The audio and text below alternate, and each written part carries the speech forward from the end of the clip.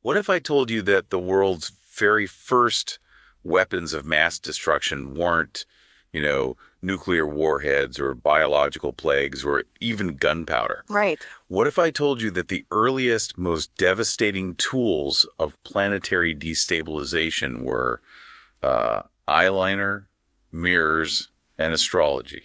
It sounds completely absurd to a modern ear. I mean, we've totally domesticated our monsters today. We really have. Like when you or I picture a monster, there's this very specific, almost sanitized image that pops into our heads. Oh, yeah, you see the velvet cape of a vampire, or maybe the fangs of a werewolf in the moonlight? Exactly. Or a horned demon out of some Renaissance painting. And we like these images because they're contained. They're characters in our ghost stories, safely locked away in folklore and movies. Right, we've given them rules, garlic, silver bullets, holy water. Giving a predator a rule book makes us feel like we have a fighting chance. It's an illusion of control. Exactly. It gives the human mind the illusion of control over the chaotic and the unknown. But when you dig into the deepest layers of human antiquity, that illusion just shatters completely. Which brings us to the mission for you listening today. We are taking that rule book and we are throwing it directly into the fire. We have to. Yeah, we're bypassing the standard sanitized mythologies entirely. Because today's deep dive is going into a stack of ancient cosmic texts that predate our modern ghost stories by millennia. Thousands of years. Right.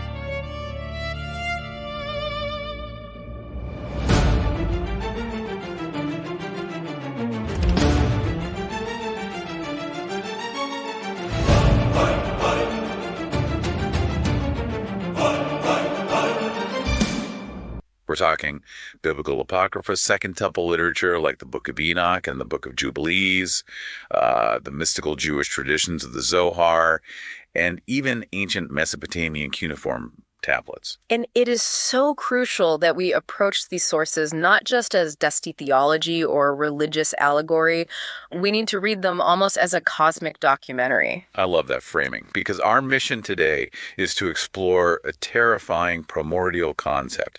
We're looking at the prototype. Before the vampires, before the werewolves, before the demons, there were the Watchers. Yes. And if you strip away the centuries of religious softening, Sunday school illustrations of fallen angels making a bad choice, what you're left with is a clinical narrative of a predatory breach. A breach, not a fall.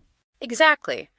The descent of the Watchers was not a tragic moral fall from grace. It was the very first act of cosmic predation in human history. Okay, let's unpack this. Because framing a classic fallen angel story as an interdimensional home invasion by alpha predators completely changes the landscape. It changes everything. So let's look at the specific source material here, specifically Genesis 6 and the Book of Enoch. What exactly happened at this breach? Because you listening to this likely know the basic concept of the Nephilim or the giants, but the actual mechanics of this invasion are almost never discussed. To understand the mechanics, we have to set the scene using the Book of the Watchers, which is the first section of 1st Enoch. Now, this text dates back well before the Maccabean Revolt. Wait, let me just pause you right there, because for those of us who don't have our ancient Levantine history timelines perfectly memorized, what is the Maccabean Revolt, and why does it matter that this text predates it? That's a fair question. So the Maccabean Revolt was a Jewish rebellion in the 2nd century BCE against the Seleucid Empire. It was basically a massive cultural and geopolitical upheaval where the Hellenistic or Greek influence was pushing hard into Judea. Okay, got it. So the fact that the Book of the Watchers predates this means we aren't looking at a concept borrowed from Greek mythology. This isn't Zeus coming down from Mount Olympus. Right, it's not a Greek import. Exactly. This is an older, purely Semitic tradition of cosmic entities breaching our plane. And it paints a picture that is staggering in its scale. We're talking about 200 of these entities. 200. Yeah. In the Hebrew text, they are the B'nai Elohim, the sons of God. And in parallel Sumerian traditions, you see echoes of them as the Igigi. And they don't just show up anywhere. They descend upon Mount Haran, right? Yes, which is a very real peak in the anti-Lebanon mountain range. And they're led by figures whose names still carry a really dark weight in esoteric circles, Semjaza and Azazel. And their stated goal, according to the text, is to take human wives. But they don't just wander down on a whim. The text described them gathering on the summit of Mount Hermon and binding themselves by this unbreakable mutual oath to abandon their cosmic station. Right, they undergo a ritual. Yeah, they knew they were crossing a line. Well, they didn't just cross the line, they burned the bridge behind them. And this is where we really need to reframe what this event actually was. It introduces the concept of predation into the human timeline. How so? Let's look at the etymology for a moment. The resulting offspring of this union are the Nephilim. Now, the mainstream scholarly consensus generally translates Nephilim as the fallen ones or the giants. Which is what most people have heard. Right. However, you also have researchers like Zecharia Sitchin who looked at the Sumerian parallels. Sitchin controversially translated the root concepts to mean those who have come down to earth from the heavens. Now, mainstream linguists heavily dispute his literal translations of Sumerian, but the conceptual framework he highlights is impossible to ignore when reading Enoch. This descent is described as a deliberate invasion by a highly advanced species or a spiritual elite. Right, so even if we push back on the idea of them being literal astronauts in tin cans, symbolically and spiritually, they didn't just stumble down here. They came to harvest. That is the core of it. They came to exploit the resources of the earth, specifically to exploit human biology and to consume human energy. It's like an invasive species being introduced into an isolated ecosystem. That's a perfect way to put it. But instead of a new type of toad or a vine, it's a hyper-advanced, dimension-hopping entity. And they aren't hunting us for meat. They're hunting us for our civilization and our spiritual energy. Exactly.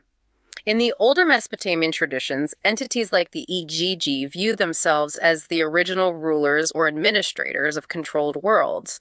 They look at indigenous species like us as inferior resources meant to be utilized. But the predation we were talking about isn't them hunting early humans through the woods with claws and teeth. The sources point to something much more insidious. It's psychological. It's civilizational. It is the ultimate invisible parasitism. The texts, especially when you cross-reference them with esoteric traditions mapping out dimensional planes, describe these beings feeding on what is often called etheric substance. Etheric substance. Yes, they feed on the human emotional life essence. Okay, hold on. Etheric substance sounds like something out of a Victorian seance room. What is the actual mechanic here? Are we talking about a literal energy field? In the context of these ancient esoteric frameworks, yes.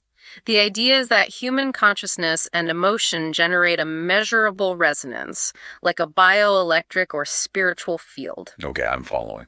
When humans experience intense, low-frequency emotions like terror, extreme lust, or violent rage, they emit a specific energetic signature. The Watchers, having abandoned their divine source of sustenance by rebelling, needed a new food source to anchor themselves into our dimensional plane. Oh, wow. So they consume our emotional weaknesses to nourish their own auric power. Precisely. Effectively trapping and enslaving humanity by our own vices. It's like a parasitic spiritual mycelium, you know?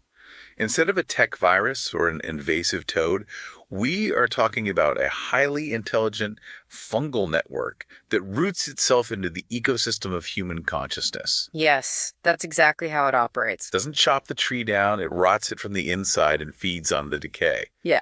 But if you are listening to this, a massive question probably comes to mind. Which is? If these entities are so cosmically advanced, why do they need humanity at all? Why come down here to the mud and the dirt? Because raw, uncorrupted humanity is difficult to consume. An ecosystem in perfect harmony doesn't produce the vast quantities of chaotic energy they require. Ah, I see. To fully feed off humanity, to harvest that etheric energy on an industrial scale, the Watchers had to domesticate us first. They had to weaponize our own early society against us.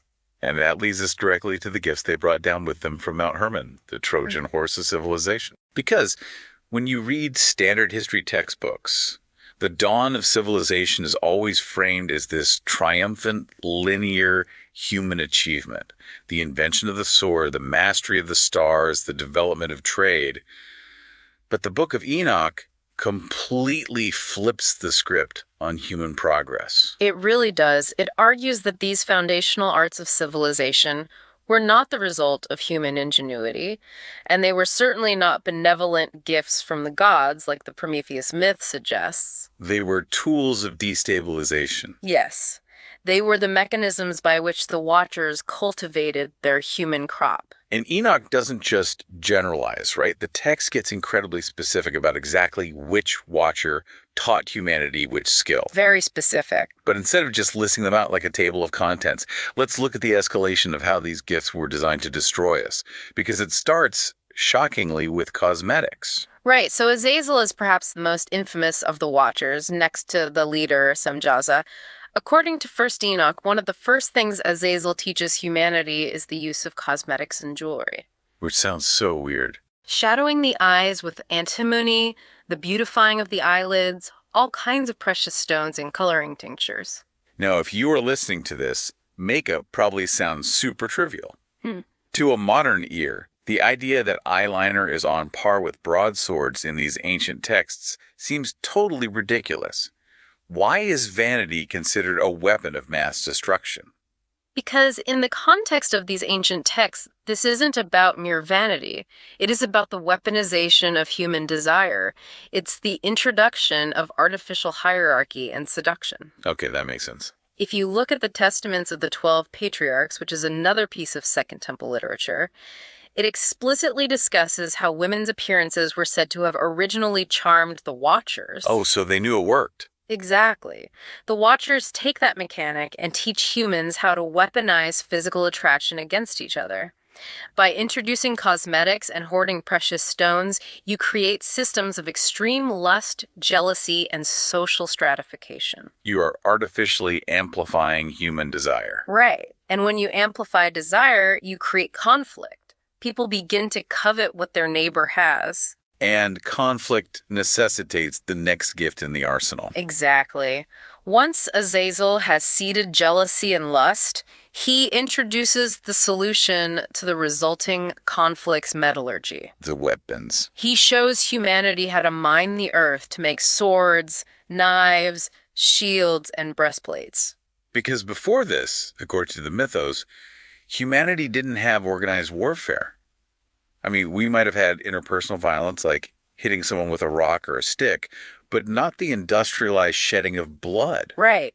By introducing advanced weaponry, Azazel introduces the capacity for mass slaughter.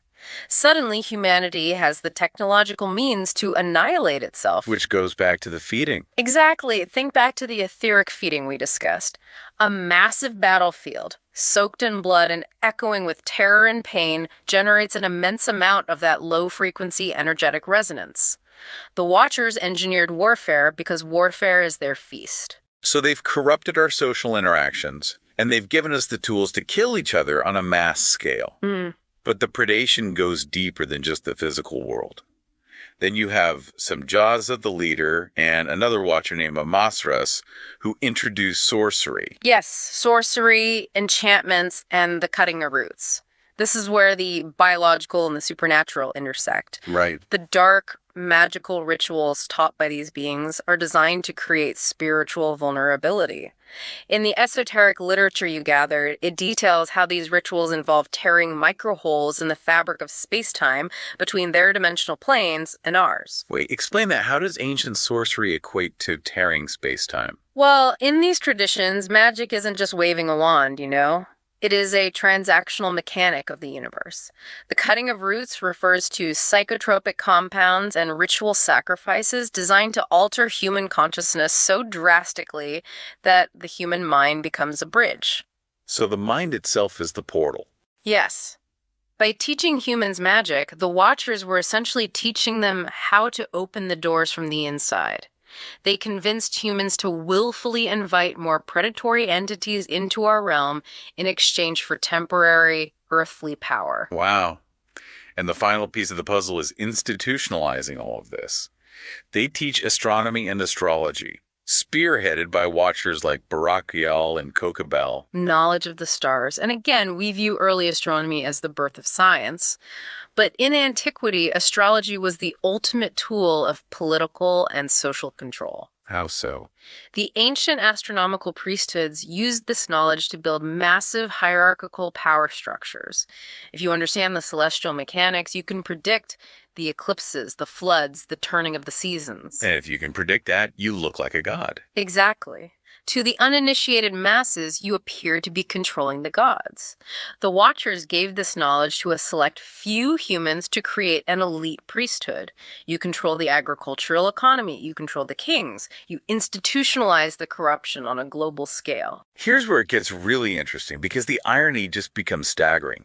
The very things we consider the building blocks of human civilization, science, beauty, defense, astronomy, were actually malware. Complete. It's like they handed a toddler a loaded handgun and a smartphone, knowing it would destroy the family structure from the inside out. The goal was never to elevate humanity. The goal was to prepare the soil. Because once humanity was sufficiently corrupted, violently divided, and sexually seduced, the Watchers initiated the next phase of their predation. The biological breach. The biological breach. Let's talk about that, because Genesis 6 covers this in one very brief, very mysterious sentence.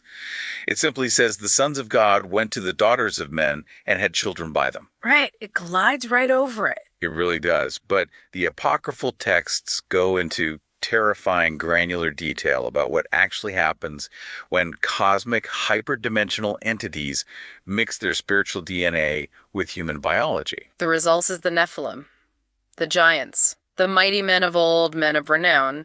But we must be clear for anyone listening, these were not just tall humans.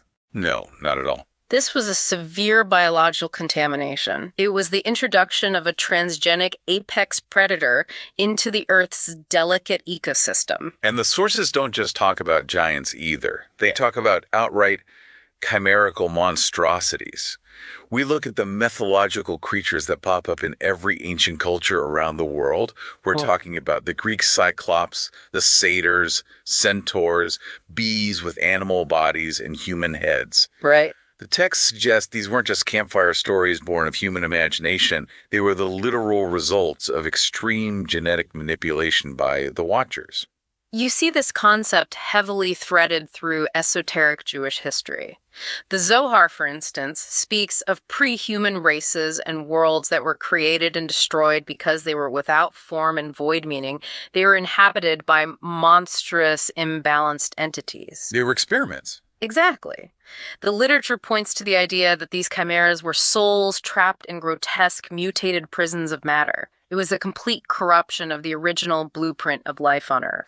And this ties into Lilith as well, right? Yeah. Yes. Even the figure of Lilith, described in some of these texts as a forerunner of Eve and a part human, part owl creature, represents this era of extreme boundary violations and monstrous births.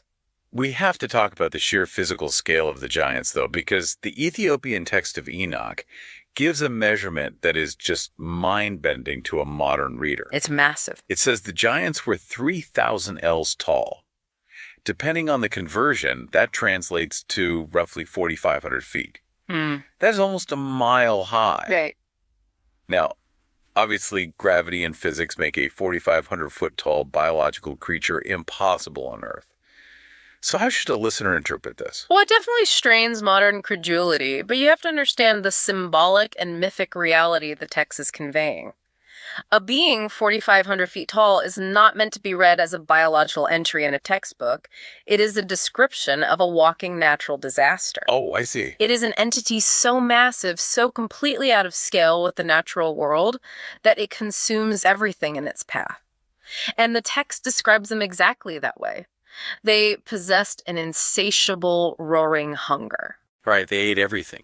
First, they consumed all the resources of the earth. They ate all the agriculture. They devoured all the animals. And when the human population could no longer sustain their appetites with tribute, the giants turned on humanity and began to eat them. And when even the humans ran out, they turned on each other. They resorted to cannibalizing their own kind, drinking the blood of their brothers.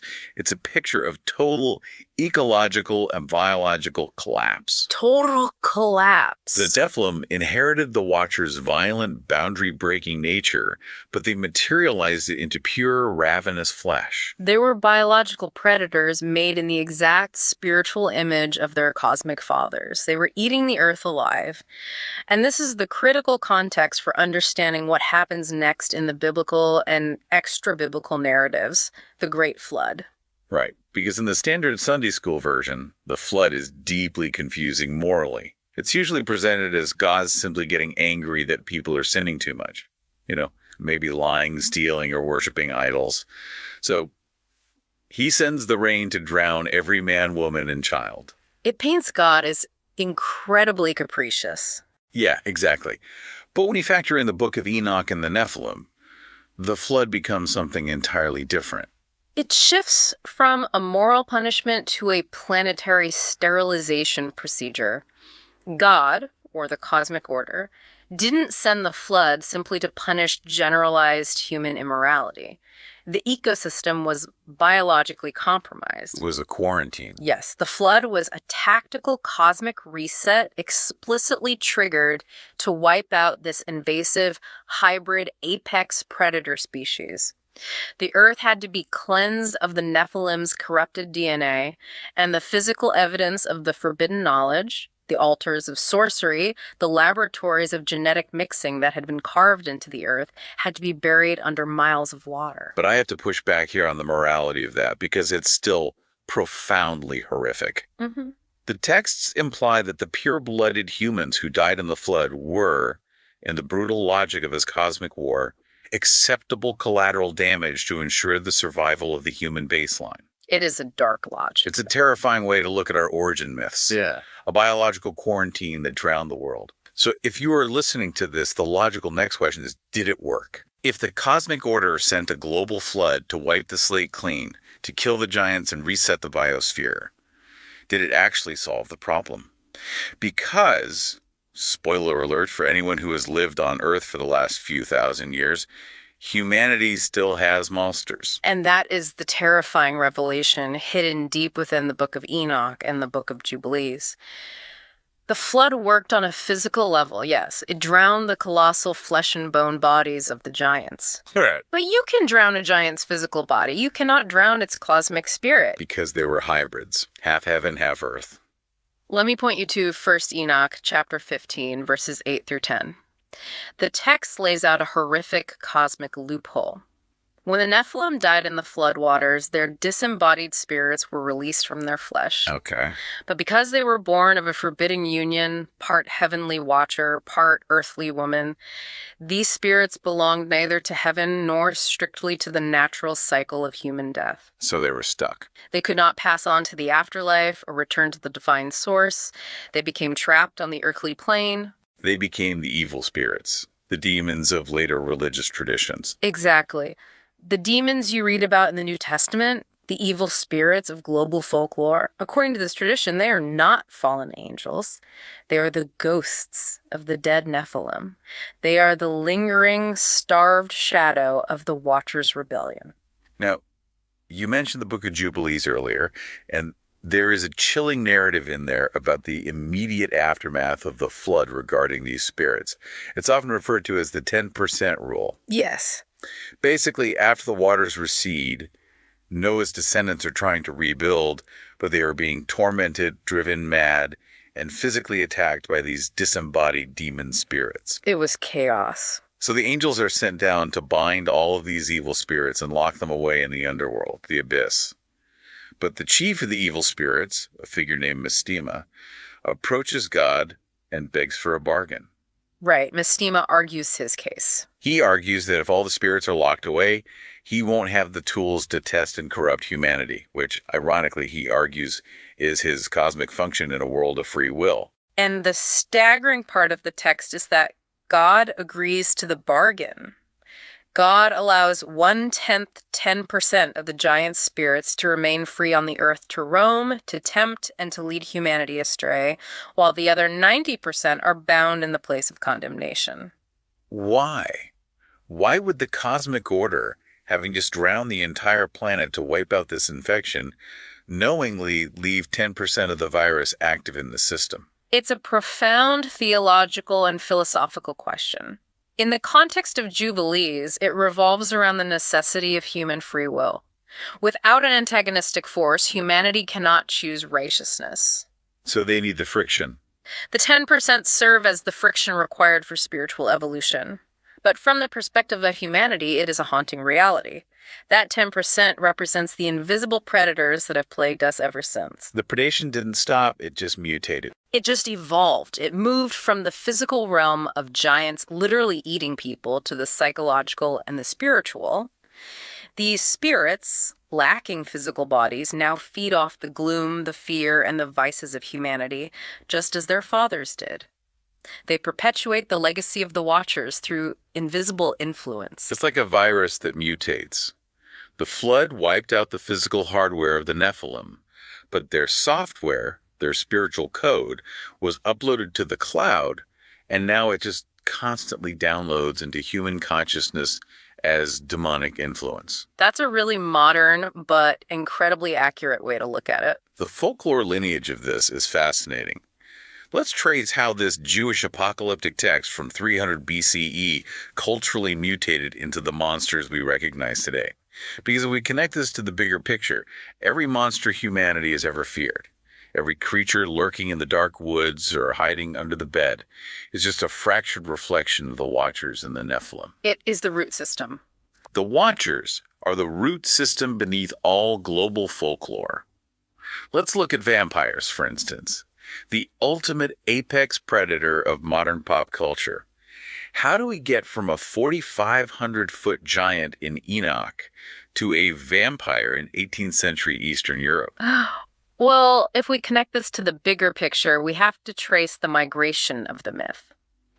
These apocryphal texts traveled along trade routes through the Byzantine Empire and spread alongside Orthodox Christianity, eventually syncretizing with local pagan beliefs. Right, the stories blend together. Look at the ancient vampire myths that predate Dracula, the Slavic Upper, the Greek Lamii, the Roman Striges. These were creatures of the night that snatched babies and drank blood. And they share the same core traits. The core themes of vampirism are forbidden unions, the draining of human life essence, and an insatiable blood hunger. These are direct cultural echoes of the primordial rebellion. Because the giants drank blood. The Nephilim were defined by their insatiable hunger and their drinking of blood once the food ran out.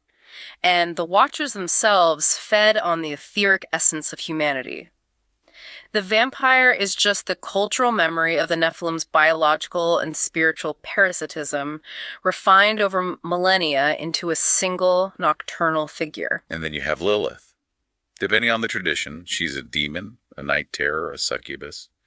She operates on a different predatory axis than the vampire. Lilith embodies the concept of boundary violation. She is associated with night terrors, the stealing of seed, and the exploitation of human sexual desire. Which goes back to Mount Hermon. This connects directly back to the Watchers, who materialized in physical form specifically to sleep with human women. The succubi and incubi of medieval folklore are merely the ghosts of the Nephilim, continuing their father's predatory sexual legacy, trying to bridge the gap between the spirit and the flesh to harvest that potent etheric energy of lust. I want to stop and define a concept here because it explains the werewolf myth perfectly. You brought up the comic principle in your notes before we started. Break that down for me because I think a lot of people aren't familiar with that term. The comic principle is a term often used in theosophical and esoteric traditions to describe the animalistic, desire-driven aspect of the soul, divorced from higher spiritual intellect. So it's just pure base instinct. It is pure appetite, pure rage, pure instinct. The werewolf myth taps into this primordial rebellion against the divine order. Look at the Greek myth of King Lycaon, who was turned into a wolf by Zeus after serving him a meal of human flesh. Oh, I know that one. Or the Greek Titans, who are frequently equated with the Nephilim in ancient literature. The transformation into a beast represents the descent into the comic principle. Oh, they devolve. The werewolf is the human form corrupted, devolving back into the violent, carnivorous state of the antediluvian giants. It is the loss of the civilized soul to the predatory hunger. But the predation scales up right. It goes far beyond individual monsters hunting in the woods.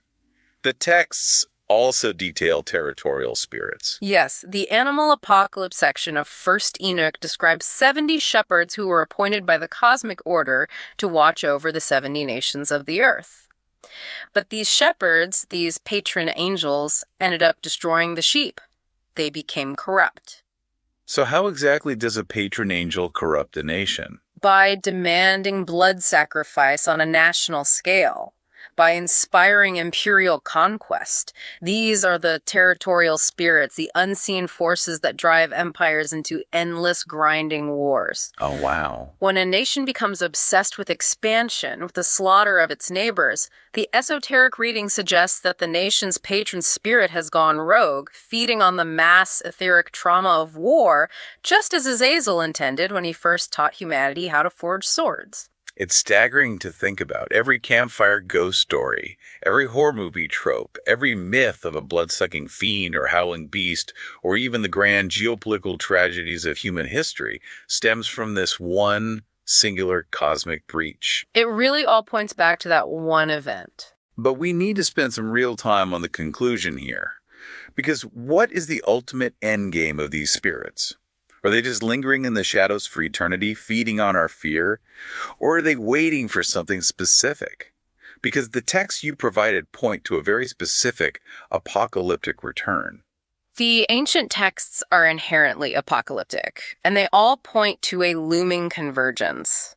There is a prophecy threaded through Isaiah, specifically chapters 13 and 14, and echoed in 1st Enoch, that the end times will see a return of this genetic tampering. Or return of the giants. Isaiah speaks of the gates of Babylon opening, which some modern esoteric interpretations link to literal geographic portals, and the release of the Rephaim. The Rephaim being the post-flood resurgence of the giant bloodlines, the transgenic monsters. Right. The prophecy states that in the final age, the Rephaim and the satyrs, the demons, and the giants will rise again for a final battle. The Book of Enoch says the watchers who were bound in the abyss for 70 generations will face their final judgment, but their giant offspring will resurrect from beneath the hills of the earth to wreak havoc. And this is where the ancient texts suddenly crash headfirst into modern headlines. Because when you look at modern science, with genetic manipulation, CRISPR technology, cloning, transhumanism, the ability to fundamentally rewrite the human genome, we're essentially rediscovering the Watcher's forbidden tech, aren't we? We're playing with the exact same fire that caused the cosmic order to drown the planet. The core sin of the Watchers was the unauthorized mixing of species, the blending of the cosmic and the earthly to create something the universe never intended. It's the ultimate boundary violation. When modern transhumanists talk about merging human consciousness with artificial intelligence or genetically engineering humans to possess animal traits for enhanced survival, they are utilizing the same philosophical framework that built the Nephilim. It's the ultimate hubris. We think we are ascending to godhood through technology, but according to Enoch, we are just reinstalling the ancient malware that corrupted the first civilization. And the timeline is incredibly chilling. Some researchers, like the Holocene Impact Working Group, have looked at the geological evidence of the Great Cataclysm, perhaps a massive comet strike in the Indian Ocean causing a mega tsunami that wiped out early coastal civilizations. Right, providing a physical basis for the flood myth. Exactly. And they date it to around 2800 to 2900 BCE. Now, if you take Enoch's timeline literally, it states the Watchers would be bound for 70 generations of 70 years, which equals 4,900 years. Oh, man. If you count forward from that estimated date of the flood cataclysm, the end times clock is striking midnight right about now. That is deeply unsettling. The chilling implication of these texts is that as humanity uncovers this ancient biological and technological knowledge, we aren't advancing. We are unknowingly turning the key from the inside, opening the doors for the return of the primordial predators. We've taken an incredible journey today. From the snowy peak of Mount Hermon, where 200 cosmic entities swore a dark oath, to the insidious introduction of cosmetics and metallurgy to breed conflict, to the horrific birth of 4,500-foot-tall biological weapons consuming the Earth. It's a massive story. It really is. Yeah. We explored the morality of drowning a world and how the ghosts of those Nephilim rose from the floodwaters to haunt our global folklore as vampires, demons, and shapeshifters. And they're still waiting. For you, listening to this, the next time you watch a horror movie or read a ghost story or feel that primal, inexplicable chill when you look into the dark tree line at night, remember that the shadow you are fearing isn't a new invention. It's an echo of a cosmic war. Before giants, before demons, before vampires, before every monster humanity ever feared, there were the Watchers, the first predators, the ones who taught the world how to fall.